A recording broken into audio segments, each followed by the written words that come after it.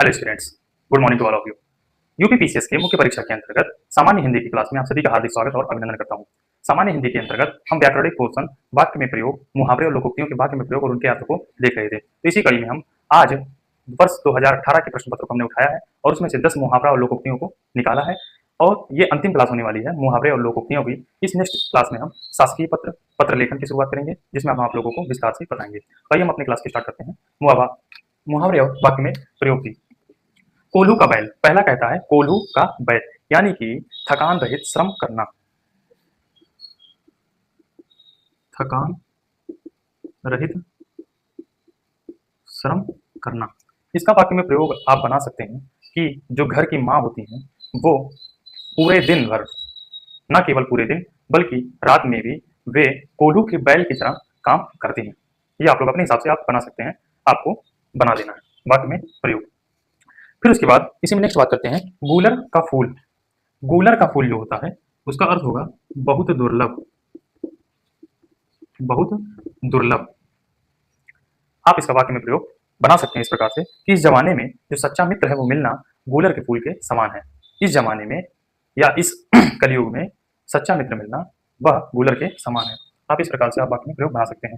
गंगा नहाना, गंगा नहाने का कार्य है कि कठिन कार्य पूरा करना। कठिन कार्य पूरा होना। कहते नहीं है कि हमने गंगा नहा लिया, यानी कि जो भी जिम्मेदारी भरा काम था, जिम्मेदारी पूर्ण कार्य था, वो कंप्लीट हो गया। तो इसका वाक्य में प्रयोग अपने हिसाब से बना सकते हैं। अब चौथा पॉइंट देखते हैं जो कि घड़ों पानी पड़ना।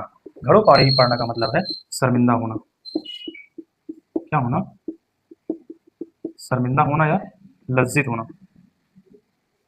घड़ों पानी पड़ना का मतलब है लज्जित होना या शर्मिंदा होना। अब इसका वाक्य प्रयोग अपने हिसाब से करंट अफेयर्स को देखते हुए बना सकते हैं। हाथ पीले कर देना। हाथ पीले कर देने का कारण है कि कन्या का विवाह कर देना।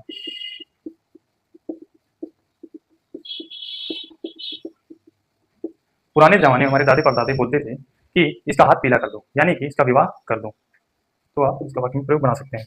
अब बात करते हैं छठवां पॉइंट, ओखली में सिर दिया तो मूसल कट गया।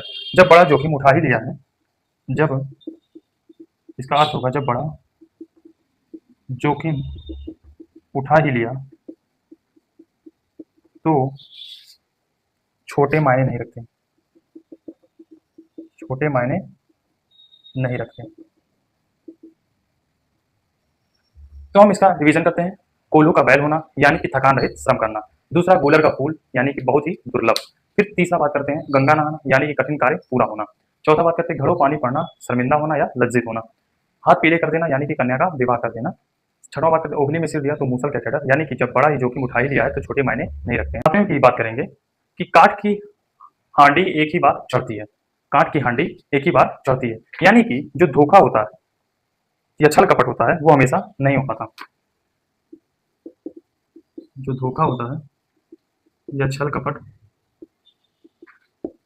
एक बार होने के बाद दोबारा सतर्क रहता है। यानी कि अगर आप धोखा एक बार पा चुके हैं तो आप दूसरी बार सतर्क रहते हैं। काट की हांडी गई एक ही बार चढ़ती है। नेक्स्ट बात करते हैं नकार खाने में तूती की आवाज। हमने इसकी चर्चा पिछले भी कर चुके हैं, ये बार बार हमेशा पूछता है, ये इंपॉर्टेंट क्वेश्चन माना जाता है।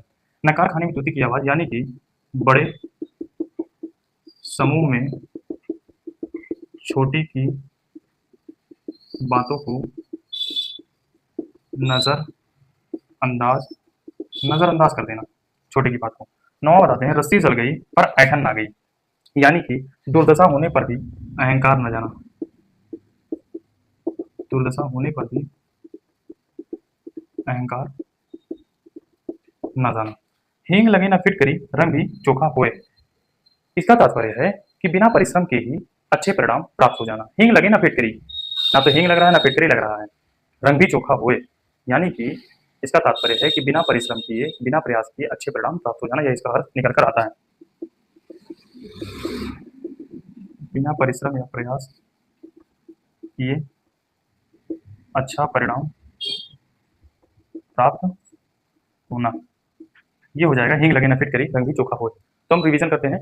काठ की हांडी एक ही बार चढ़ती है, यानी कि धोखा जो छल कपट है वो एक बार होने के बाद दोबारा सतर्क रहता है। नकार खाने में तूती की आवाज यानी कि बड़े समूहों में छोटे की आवाज को नजरअंदाज कर देना या दबा देना। रस्सी जल गई पर ऐठन ना गई, दुर्दशा होने पर भी अहंकार न जाना।